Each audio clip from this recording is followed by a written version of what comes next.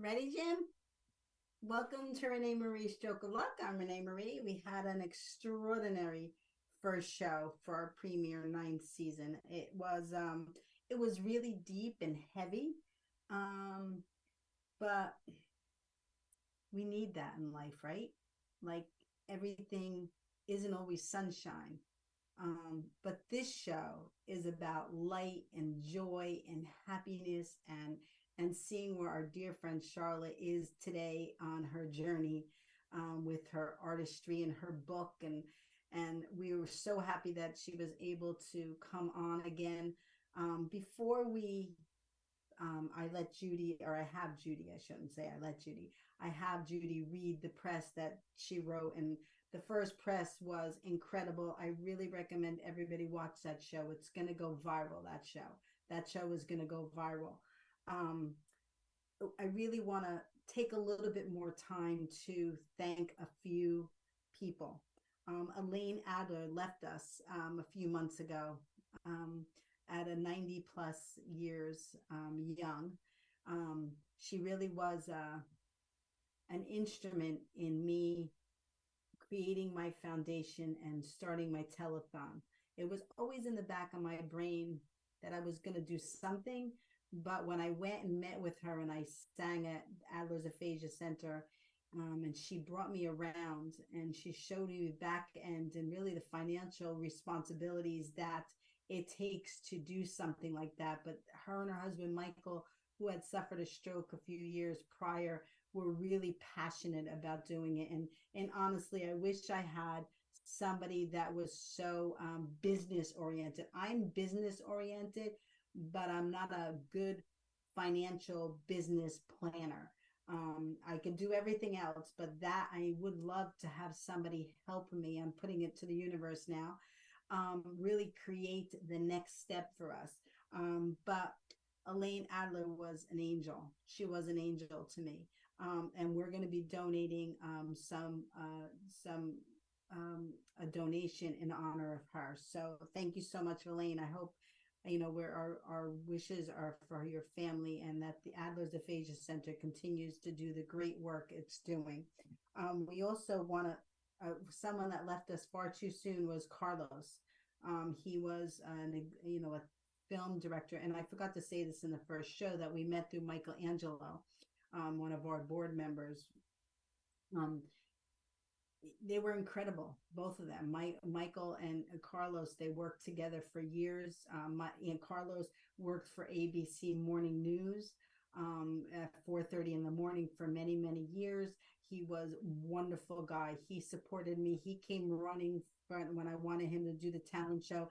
He really was an incredible individual and a dear friend of mine.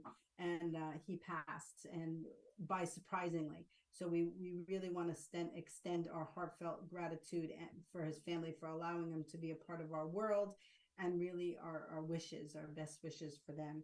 The other one is Max Gomez, who Elizabeth, what was her name? Oh my gosh, Elizabeth Giordano, Liz Yeah. Giordano. That was her name. Yes. She was on our show from the what was the name of the organization? The Head Injury Head Injury Association. in Long Island. She was on our show when we were doing it at a madhouse, and Max Gomez, who was a correspondent for CBS, was on our show via telephone phone because he couldn't come. But it was an honor and privilege to have him on the show. And Liz does wonderful work. She is an incredible individual. I Um, think he was on Skype. he Did he no Skype in? no no he No? phoned in. That was before we started to Skype. Oh, all right. Before we Sorry started about to that. Skype. But yeah, so he's passed as well. We really wanted to take the opportunity to share that with everybody. I'm going to be performing at a senior celebration on September 29th, I think, in Elmwood Park. I'll post it on Facebook once again. John is an incredible leader. He does a wonderful work, and just watch Facebook for all that. So I think we can open it up, Jim, and I really want to thank everybody for the opportunity, allowing us to come into your homes and whenever you can and whenever you want. And I'm really honored to have Jim and Judy part of this Stroke of Luck world. Without Judy, nothing could ever be possible without Judy. So we're honored and privileged. And I sent Judy some suggested gifts for Judy. So hopefully she got that, and she's going to follow up. And one of them is, which I'm trying to do, feng shui. Feng shui. I have some feng shui suggestions for Judy, which I think it's all about clearing your path and getting rid of the new, getting rid of the old, bringing in the new, really lightening your world. And you got to change sometimes. You have to change how things are going to get to that next level, and that's what we're trying to do: get to the next level in our organization.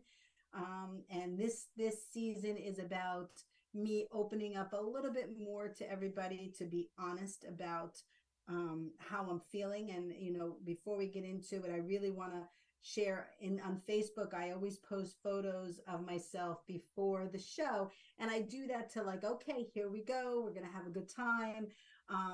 It's always an honor to have the opportunity to be a part of the Stroke of Luck TV show. But I asked a question on Facebook today, like, what do you see in my eyes? Like, and the truth is, nobody knows that I'm smiling. I'm really having a cup of coffee. I'm having a good time, but I'm struggling with something in my personal life. And we brought that to, I wanted to bring that to everybody's attention, because sometimes you don't know what somebody is going through by just their appearance. So just remember that when you're talking to anybody, or if you meet anybody, or if you smile at anybody, you'll know there could be something going on in their lives. So anyway, Judy, take it away and read the press. Jim, you can put everybody on the screen. Everybody's there. Is Judy there? Is she ready to go? I'm here. Okay, take it away. I'd like to welcome Charlotte Charlotte Ambrose is our returning guest. She was honored in Washington State, April 23rd, at the 6th Annual Global Beauty Awards as someone who is most impactful, changing the lives of others. She was one of two that received that special award. She worked tirelessly to achieve her dream goal of 50 years by producing her new book called Heart and Soul. Heartfelt and soulful student comments and drawings are spotlighted to inform and advocate for valuable arts funding. She is committed to serve as board member promoting life-saving stroke awareness with RenéMarie Language of Love Foundation, a 501c3 organization for stroke and aphasia. Listen to her Teacher in Space connection with Krista McAuliffe, also with Christine Koch, the amazing female astronaut who will circle and land on the moon in 2024. Charlotte's Image Nation adventures continue with her weekly The Sight Seer program for the visually impaired and physically disabled via radio and internet stream, the Sight CSEER.org. That's the Sight SEER.org. Charlotte's contributions to the nation and her community involvements include competing member of the senior pageant's title holder, Hall of Fame, MC, 27-year pageant promoter, TV producer, Charlotte's Image Nation, author, How to Teach Smart Anyway, Teacher in Space candidate, Challenger Center supporter, award-winning teacher of the year and artist, Wyoming, Michigan Rotary president, Community Leader Achievement Awards, National Senior Olympics awardee, International United Nations Women's Day attendee, 5 years with the RenéMarie Stroke of Luck Show and RenéMarie Language of Love Foundation committee member. Charlotte is the survivor of open heart surgery to replace 6 inches of her aorta, and later was a caregiver during the time her husband Thomas suffered a vascular artery stroke. This interesting and diversified show must be watched. Let's welcome Charlotte Ambrose. Well, thank you. Doesn't she write incredible intros? Yes, for sure. I actually printed a copy so that I could refresh my memory of things I've experienced. And did you hear the part she also was involved with Rotary? Yes, I did. You were involved with Rotary, Charlotte? Yes, I was the first female president in the state of Michigan. Wow. I was very honored, and it was the Wyoming, Michigan Rotary that I presided over for a year. And that was a big deal because when the first women came into Rotary, when they were accepted into Rotary, because it was a men's organization for many, many years. Right. And when the first women actually penetrated, that was a big deal. And I'm so proud of you. Oh, thank you. Well, that particular year, I was asked to give the invocation to the gathering of the state representatives. And by being asked to do that, I was dumbfounded because it was such an honor and a thrill to be asked to do that for them. Wow. That's incredible. That's incredible. You've had a wonderful life, Charlotte, as a teacher, and I think having gotten to know you, you taught more than just the art. You taught, life, and you had a passion for what you were doing, and I'm sure your students just flocked to you because of that. Thank you. Well, yesterday I attended a 1973 class reunion as their teacher. Wow. And I did have many students come up and reflect on their years and in the art room and with me. And one that I would like to relate and explain is I had a student who is doing some spectacular things in Sparta actually next week. But at the time, he said that when he was in class so many years ago, he listened to me talking to his classmates. And, I had no idea that the students were concentrating on listening to what I was saying to others. But it was very complimentary. Well, yesterday, in relating this instance to another student from 1973, she said, "Mrs. Ambrose, we all listen to you." Wow, what a wonderful, warming heart statement. And I just enjoyed. They knew it. Kids know when you're sincere. Yeah. And you want to help them, and you have their best interest at heart. So it was my pleasure. That was my home away from home. But I would like to comment again on my book that I put together of all of their comments. And the book is filled only with their comments and their artwork and their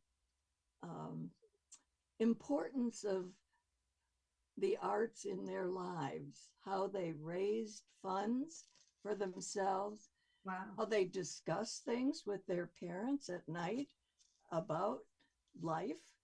And it just, I was so happy that that goal that I had 50 years ago finally came true. And now it's in five states. I presented it to What's in 5 states, Charlotte? Your the book? book itself. And how did you formally publish the book, or did you No, make them I up? created it as a work of art.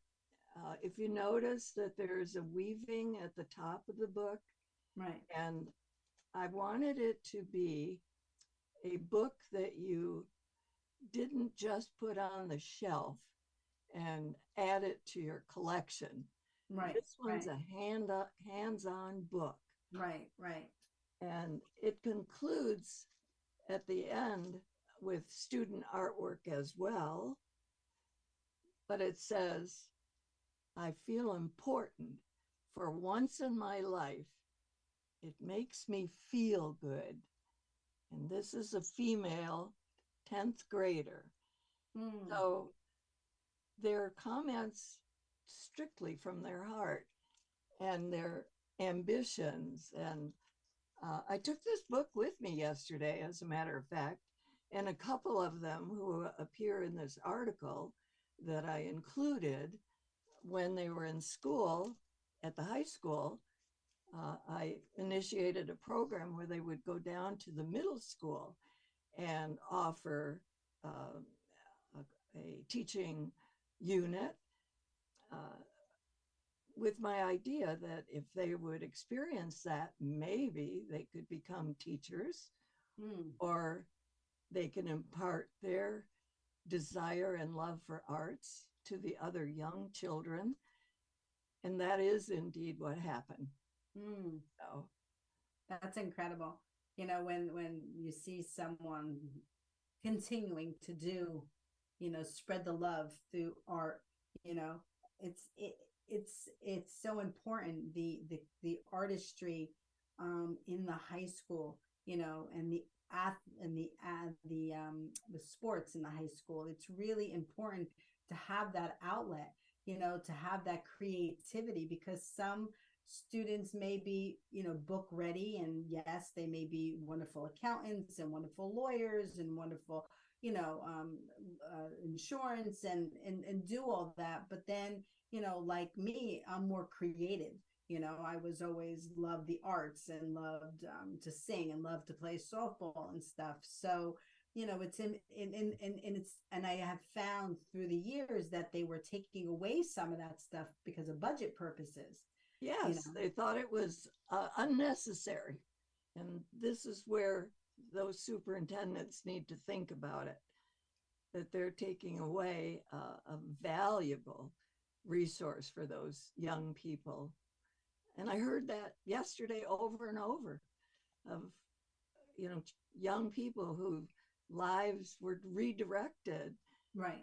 and in addition to what they would get at home. If we all work together to help those young people, and yeah, it's you know extremely important. I have found, I know in my life, it depends on, I'm let me put it this way. I'm better if somebody talks to me balanced and calmly. I hear them better when people talk to me loudly, or I'm listening, but I'm putting up that wall. and Correct. and you, as an art teacher, where they're coming in free, and they trust you, they built a trust with you, that they let down those walls. And that's when it's important to teach them life lessons. Right. And as a teacher, and I was a softball coach, right? So teaching my athletes the same life lessons, I was teaching them through softball, and Okay. I had the best teachers in my life: Pat Talaferro, Barbara Stewart, Karen Meyer, who really taught me important life lessons. How to work as a team, how to be passionate about something. And when I dive in, I give 150% of everything. It's how I am. I can't do any less. Yes. It's not going to be me. If I can't dive in and 500%. if I can't dive in, then I can't do it. It's not how I operate, you know. So talk to us about I mean, were you conscious of that when you were a teacher, that your job was sometimes bigger than being a teacher, an art teacher? It was a life teacher. Talk to us about that a little bit. Exactly. And I had a lot of my students along the way express that very thing. I guess I'd like to share one little bit about bullying. I happened to notice a young boy who was probably a ninth grader uh, come into class always frustrated and last minute. And then I suddenly realized, I asked a classmate what was happening. And in the gym class just before this, my class, they would tease this young boy. They'd take his shoes and throw it elsewhere and made him late. So what I decided to do, I asked him, wrote a little pass and said, would you go to the office and just get me a book of passes for the students? I'm running low, right? So I got him out of classroom. I shut the door and I said, I want the Einstein, the person who thinks they're an Einstein, to stand up. Well, of course, it was silence. And I said, you know, we all have gifts. We all have certain strengths and certain areas that we have to improve and all. And none of us are perfect. And what I see happening in this gym exchange with bullying, I said, reminds me of a pack of dogs. And I said, if anything, you should be helping your classmates get through any problems they would have. So then I stopped and we went on with our lesson. Well, this young man came back, gave me passes, and I said, thank you. And he had no clue anything happened. And all of a sudden, as we were working, I noticed one of the other classmates slipped next to him and began to help him. And I thought, okay, they got the message. Yeah. And I did not see that young boy frustrated again. So, yeah, it's noticing and helping each child that you're responsible for, but also many of them yesterday told me, I didn't take your class, but I noticed, I said, yeah, I had windows in my art room to the hallway. And it was a small school in Sparta, Michigan. And the students who didn't have art would pass by those windows every hour. And I would put work in there that was progressing. I said, I'll bet you learned some things by looking. And oh, yes, we did. So, yeah, it's not only what you say, but what you do and how you handle things in life, you know. It is. It's true, you know, because it's when no one's looking, right? Yes. When no one's looking, that really shows your authenticity, right? Right. And really shows who you are. And that's why, you know, in my world, I'm very hard on myself. I always try to be kind. I always look within myself to see what I did wrong for that situation or any situation that's happening. What I've learned is, you know, you can go back and address it and change it and move forward with it, because you can't stay stuck in the past. You have to, you know, keep moving forward. Exactly. And I had a rule in my classroom that we do not compare ourselves with anyone else or our artwork. We're all unique and we have our own expression. And so it was important that no one made fun of anyone else's efforts at all. I'd like to talk, though, about an encouragement that was sent to my students years later. Unfortunately, she thought I was still teaching, but it was Christina Koch. and this is her photo. Ooh. One of the ones she sent. She sent two photos, one addressed to me and one to my students. Wow. And the one that she sent to me was a statement: Charlotte, thank you for keeping the dream of human space projects alive so that more people may be inspired to fulfill their own dreams. As a fellow Grand Rapids resident, all my best, Christina H. Koch.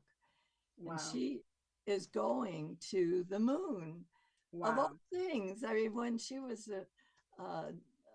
mentioned, I couldn't believe my path that God has put me on, you know, and yeah, it just, it was And you were a part of that. You opened up, you allowed for her heart to stay open to the possibilities because she had you in her path, because some others may have shut that door down. And I think she realizes that by sending you that photo. And that's so important, because if you were, you know, as a teacher, you could have showed all the other students and continued that hope for everybody. You know, actually, though, Renee, she was not my student, but she lived in our community. And when she went up to set records of the space station, being in the space station, she sent down a photo of Michigan from space. And she saw my address, I guess, because I told my husband, I said, gosh, it's been so many years. And I would have thought the space program forgot about my involvement or interest. And yet, hats off, salute to her. I keep telling everybody I can to really watch and support her. Wow, that's incredible that she was inspired to just send you. Yes, to my students as well. And I did publish her comments to the students in the newspaper for them. Wow, wow, wow. So Charlotte, what's the vision for the book? Like, if you know, what is the intention of the book for all the schools, for all the superintendents? What's the vision that you want that book to bring to them? I know the real inner joy and progress and importance of the arts to young people, young minds, and older minds when you're mature and you return back to extra time that you could create. But I wanted the administrators to know this.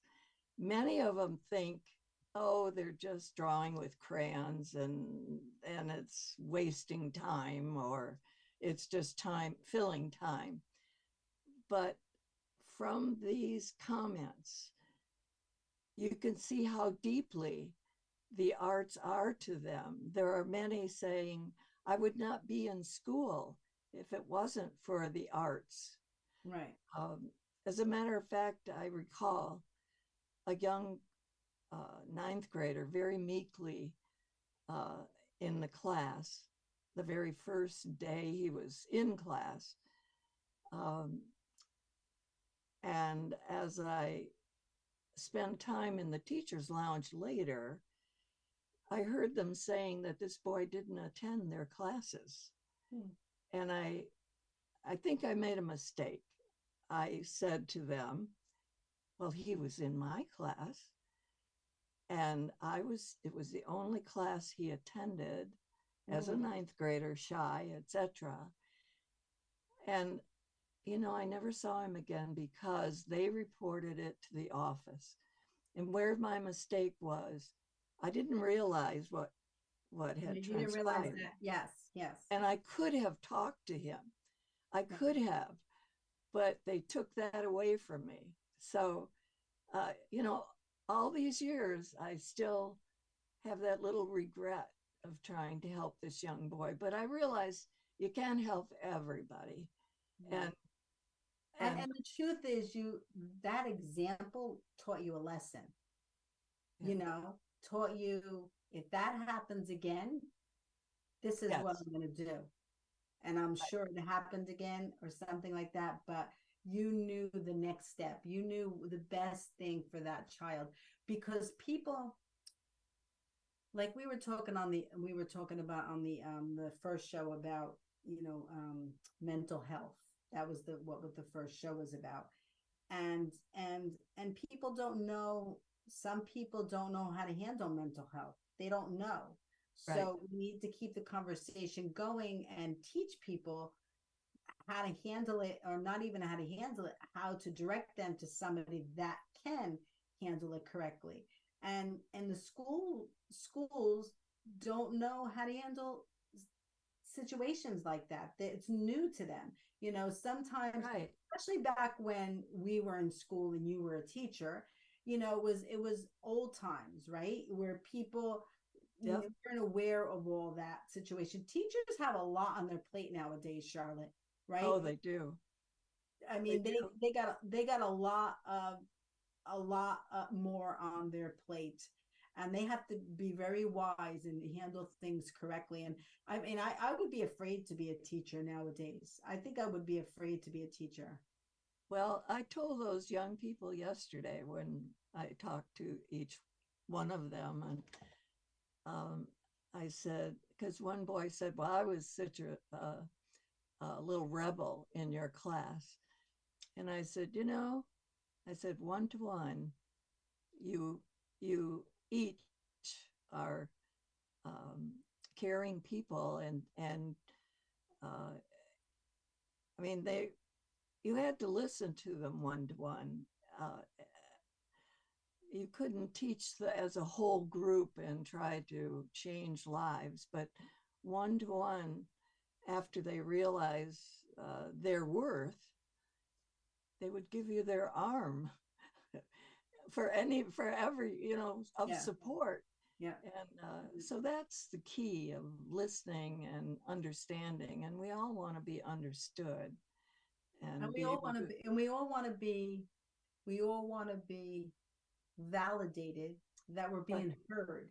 Correct. Right? That our words are being heard. Right. Exactly how we intended them to be. Right. And it's hard in life. And it's challenging for children or anyone to deal with people. Like a child doesn't know that they have the right to, if this doesn't work, let me go talk to somebody that will listen. Exactly. Or even if they go talk to somebody and they reject their ideas, their thoughts, or how they're feeling, right? And after that, they just kind of close in, and they change their view on the world, and that's sad. It's sad. It's sad. It's very sad.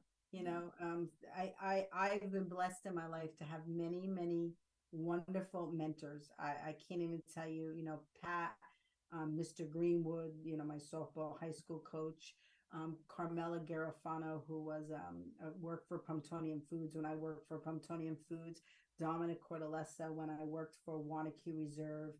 I've always had that little angel there. Yeah. I've always had an angel there that I could trust to talk to. Yes. And thank God that I was aware of them, so that I could reach out when things got difficult. It's a blessing. Judy, I know you're on mute, but what was your what brought you light? Because I know with me, it was softball music, the artistry. With Charlotte, it was the arts as well. What was your passion? Well, I think it was when people said to me, that can't be accomplished, that can't be done, nobody's done it before. No. It gave me the passion to prove them wrong and to move forward and do it. Yeah. Yeah. But I actually, what drove, like when you were want in an example? school? Yeah, yeah, yeah. All right. I had worked in the corporate atmosphere for a major corporation, first in public affairs, which is public relations, and then in sales promotion, um, doing sales, marketing, advertising, and I had a project across the United States with contractor clinics and remodeling nights. When the company moved, I went to an agency and they said, we're not going to send you to any other companies. We want you to work here.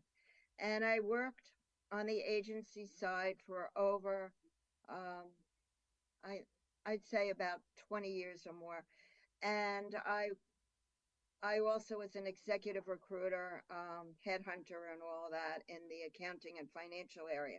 So when I got tired of working 11-hour days and nights you interview and recruit during the day, and at night you interview and decide whether these people can be sent on and whatever.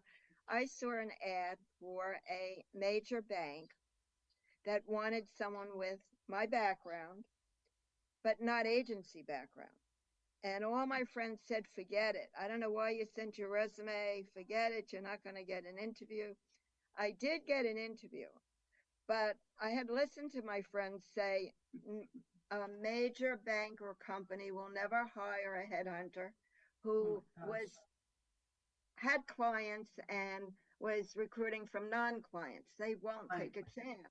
I said, we'll see. And during the interview, I told this major bank that I was interviewed at that I knew how to stop recruiters from stealing employees. Okay. The second thing was they said to me, you're going to have to go to Buffalo to interview. I said, oh, no problem. But I really didn't want to go to Buffalo. When I was hired, and about 3 months into the job, they told me that I was going to be going to Buffalo to recruit a HVAC engineer, which I had never done in my life before. You either go into the back files and look, or you go to the newspapers and try to get somewhere. I asked for a few days. I never said I didn't want to go to Buffalo. I asked for a few days to see if I could save the bank money and try to do it from my side, which I did. I narrowed it to, I had 1,000 people that answered. 3 I interviewed, 3 I presented. I interviewed more, but 3 I presented to Buffalo. And the lady in Buffalo said, oh my God, this is so perfect. I'm going to come to New York Ah, to share a secret. And one of those 3 was hired.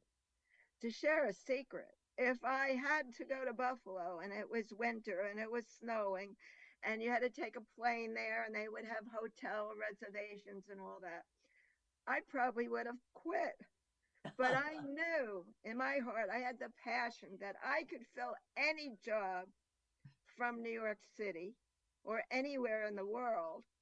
And I never gave up. So when people said, that can't be done, oh, they won't hire you because you have a recruiting background, I made it a positive.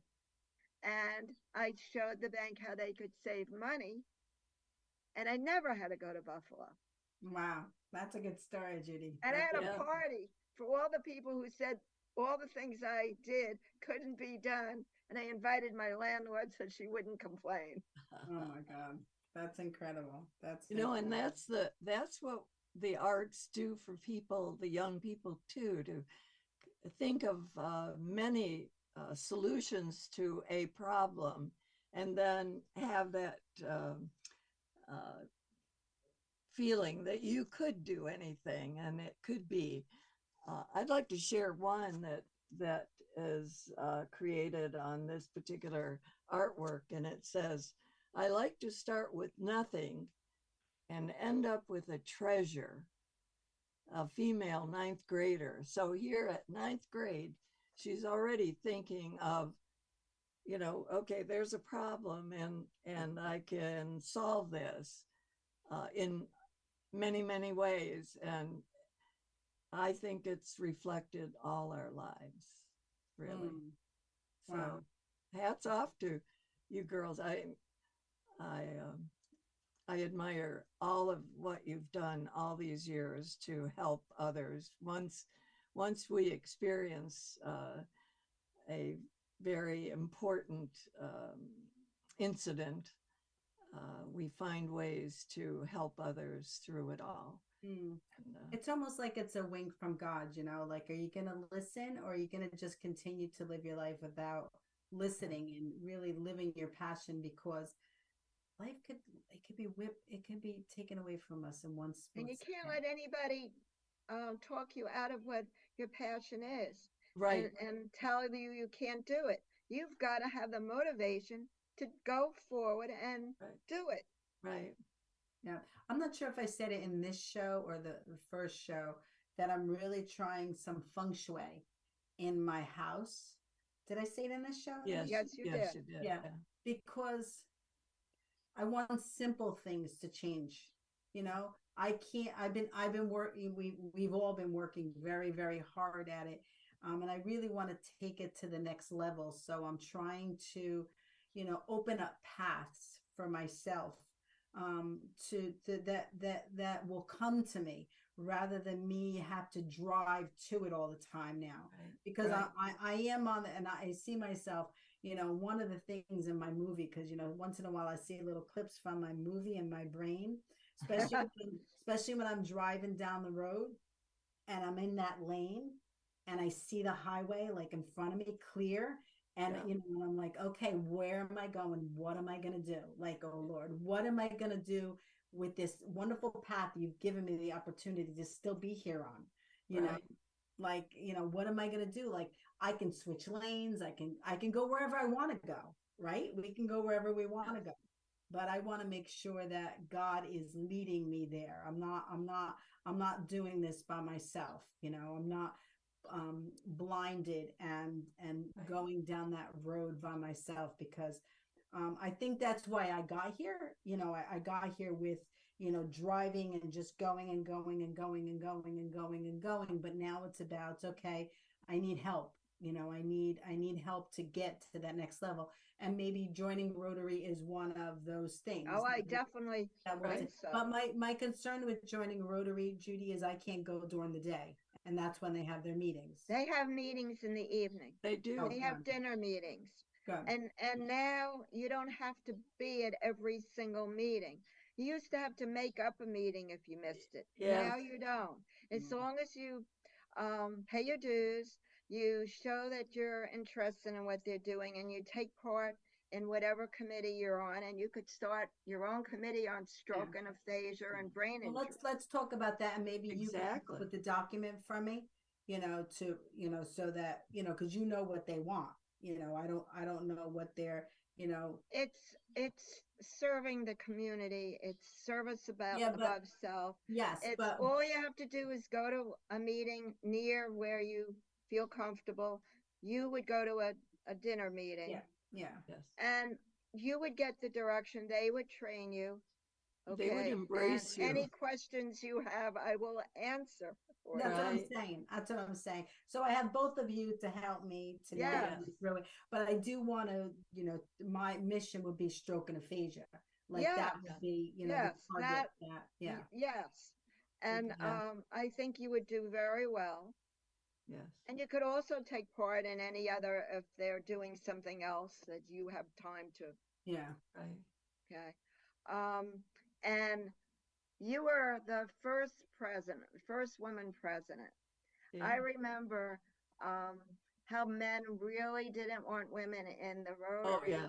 I And knew at that. one Rotary meeting that I was at, it was a morning meeting, and this gentleman who was totally against women being in Rotary stood up. He said, I have a comment. And he stood up and he said, I just want to say how against women I was in Rotary, but Judy has proved me wrong. Oh, great. not only as president, but as an assistant district governor. And she's still with her publicity and her Yes. getting the speakers and all that. I have to admit I was wrong. Women do a lot of good in Rotary. Oh, women can so multitask. great. Women can multitask. Yeah. You know, and get things done and lead the way and get things done. But it was such an honor when the first women, and I'm so proud of you, Charlotte, that you were one of them. Well, you're welcome. And before this program is over, though, again, I would like to give hats off and salutes to Renee and Judy and Jim for your hard work and your dedication. You know, we have things in the world that we need to emphasize. And by doing this program, you are saving lives. You are. I think we are. I think we are. We're bringing and awareness. It's a good feeling to know that you're helping people. Yes. Yeah. Exactly. And this Zoom is really a big part of it. You know, we could do it right from my home. You know, it just allows me more time to, you know, do other things and to really focus and to navigate and balance my time. You know, it's really, and the best part of it is that we can reach anybody in the world. We reach people in Australia, in Canada, in California, everywhere. Yeah. So I believe in Zoom again, because there for a while I sent an email to this gal that writes the plays I'm in, the Zoom plays, and I said, I hate Zoom. I don't hate Zoom. I love Zoom. But I'm better now. But I will tell you that, you know, now that we're beginning to open up a little bit again, it is nice I miss the crowds. Like, you know, when I performed last year for the senior center in Elmwood Park that I'm in before, like there was hundreds of people there. It was just a great feeling to connect with people. Definitely. You know, personally. But it's really good to be able to balance it now, you know, because you don't never want life to get in the way. You know, if life got in the way, I wouldn't be able to do today's show because of what I have going on in my life. I really would have been in bed, like with the covers over my head and not, you know, just trying to, like navigate around it. But this world, this is my passion and this is my purpose. This is what I have to stay focused on. And everything else will fall into place. You know, I pray. And you're not a person to give up. You have strong passion to move forward, and that's what I admire about you. Oh, thank you, Judy. And both of you have the same. We're a team, you know, and we have such a huge family. One day we're going to do that concert at Yankee Stadium. Yes, we are. We could be in the same place, and really, maybe all the Rotarian members will come. Definitely. Yes, really. Other people are coming from other states. I don't know if Yankee Stadium's even going to be large enough for the art crowd. It's not, because we're gonna do big things. And this year, this season is about rising to the next level. Sure. We're gonna go so that I can go to my Blakey's football game, even though it's pouring here. It's pouring. What? It's pouring here, and he's gonna be playing football. So. It's cloudy here, but the sun was out earlier. It's coming down in buckets. Okay, can I just say one thing about that? Judy, it's coming because I'm getting it bad too. It's coming. Okay, what I want to say is I hope the rain keeps up. Do you know why? If it keeps up, it won't come down. It's coming down. Thank you, Judy. What a wonderful show. What a great after show. Like, you know, from the first one, it was really emotional and very deep, you know, to talk about really a serious matter. And I'm really happy we had the conversation about it, but this was really joyful to be able to, you know that there's a balance in life, right? That was deep. That was very important conversation, but yet like walking into Charlotte's classroom, it's freeing and really enjoying and just freeing is what's coming to me, you know, to be able to navigate around it. So it was a Charlotte's a very caring person. Yes. I hope to meet you in person one day when Tom, your son, is traveling in. Maybe he could drop you down and you could come and speak with us. Right. By the way, he did certainly help me with about 4 hours of work trying to get me on Zoom, but he sends his blessings to all of you. We send our love too. Yes, and make sure he stays safe in those airplanes every day. Exactly. And when he climbs that mountain. I don't know. On Kilimanjaro. Oh my God. Oh my God. So we're going to say goodbye to everybody. Not goodbye. We're not going to say goodbye. Till next time. Yeah. Our show in October, of course, we're doing one Sunday a month. We're doing 2 shows. Judy, I sent her a number of possibilities. Yeah. My daughter. And that's probably about Blakey's game. But we're so happy to be on this path, and let's all keep the intention that we all really help a lot more people this year. And prayers for Jim. Our intentions with hope. Yes, we're all hope. praying that it hope from the heart. It's one of our mottos. We're gonna can you hear me? Can you hear me? Can you hear me? Yeah. Yeah. Yes? Yep. Okay. I just wanted to make sure because it said my internet was a little bit. Okay. So on 3, we're going to blow kisses to everybody and have a blessed day. And thank you so much for the opportunity to come into your world. We are so happy. And be kind to one another. On 3. 1, 2, 3. Yo no entiendo. Hi, everybody. God bless you all. Tú no haces nadie. ¿Sabe qué pasó?